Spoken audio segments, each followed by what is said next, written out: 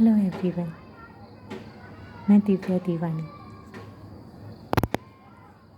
आज जब सुबह गीत आप लोगों के साथ शेयर किया था, तब भी दिल में भाव यही था, अब भी भाव यही है। अंतर मन में, प्रकृति के कण कण में, हर जगह पर उस परमात्मा का आभास कैसे हुआ, उस परमात्मा को महसूस कैसे करने लगी, उस तक पहुंचाया किसने?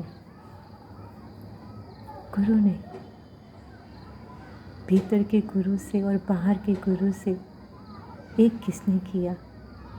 मेरे मौला ने, मेरे सखा ने, जिन्हें मैं कभी शिव कहती हूँ, कभी कान्हा, कभी राम कहती हूँ, कभी श्याम, कभी मौला कहती हूँ, कभी खुदा, कभी परमात्मा। और ये संसार उन्हें जानता है आचार्य ध्यान आमीन के नाम से। आचार्य ध्यान आमीन आज के संसार में परमात्मा का साकार रूप। पर है ना, ये जब बात कह रही हूँ तो मुझे थोड़ी सी हंसी ज़रूर आई। ये जस्ट सुदामा का और कृष्ण का किस्सा याद करके। जब सुदामा कृष्ण के पास गए थे, उनके चरणों में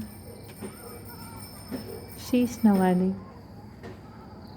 वो जा सके थे, तब क्या कृष्ण जानते नहीं थे कि सुदामा के हृदय में उनका नाम वास है, जैसे उनके हृदय में सुदामा का वास है।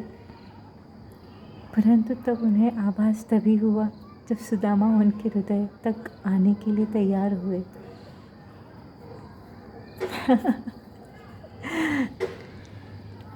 मेरे मौला, मेरे खुदा, मेरे परमात्मा, मेरे शिव, मेरे सखा आचार्य ध्यान आमीन जी, आपको शत शत नमन है, मेरी हर धड़कन से, मेरी हर श्वास से।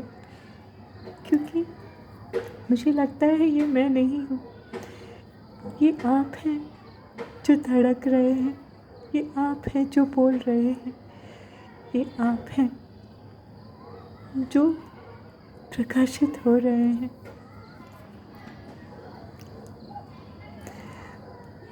लव यू सो मच, दिल से।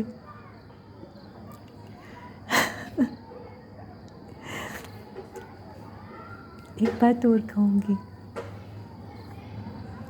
वो भी कहना ज़रूरी लग रहा है क्योंकि दिल की ही बात है। दक्ष प्रजापति का संहार कर दिया था शिव ने, क्योंकि उनकी प्रिय सती ने आत्मदाह कर दिया था यज्ञ में दक्ष के यहाँ के। वो आहत हो गई थी अपने शिव के अपमान से। उस अपमान के लिए शिव नाराज नहीं हुए, जो दक्ष उनके लिए कर रहे थे वो नाराज हुए अपनी प्रिया के आत्मदाह से, और उन्होंने सिर काट दिया दक्ष का। पर वो भोले भंडारी, वो परमात्मा, वो दीन दयालु, जब ये जान सके, जब उन्हें एहसास हो गया दक्ष प्रजापति के प्रायश्चित का, तब उन्होंने हृदय से उन्हें क्षमा भी कर दिया। जब माँ पार्वती ने प्रार्थना की शिव से कि आप क्षमा कर दीजिए मेरे माता पिता को और उन्हें उचित स्थान प्रदान करिए, उनका मान बढ़ाइए, उनका मान रखिए, तब उस भोले भंडारी ने उन्हें अहंकार मुक्त करके नवजीवन प्रदान किया। बस जानती हूँ आचार्य ध्यान आमीन जी कि मेरे द्वारा बोली गई एक एक बात आपके हृदय तक पहुँचती है। मेरे द्वारा सोची हुई बात भी जब आप तक पहुँच जाती है तो फिर, क्योंकि मैं नहीं होती हूँ, मुझे कितनी बार ये एहसास होता है कि ये आप होते हैं। इतनी ये कविता, ये किस्से, ये बातें पहले तो कभी नहीं आती थी, ये आने ही तब लगी जब आप साकार हुए और मैं विलीन हुई।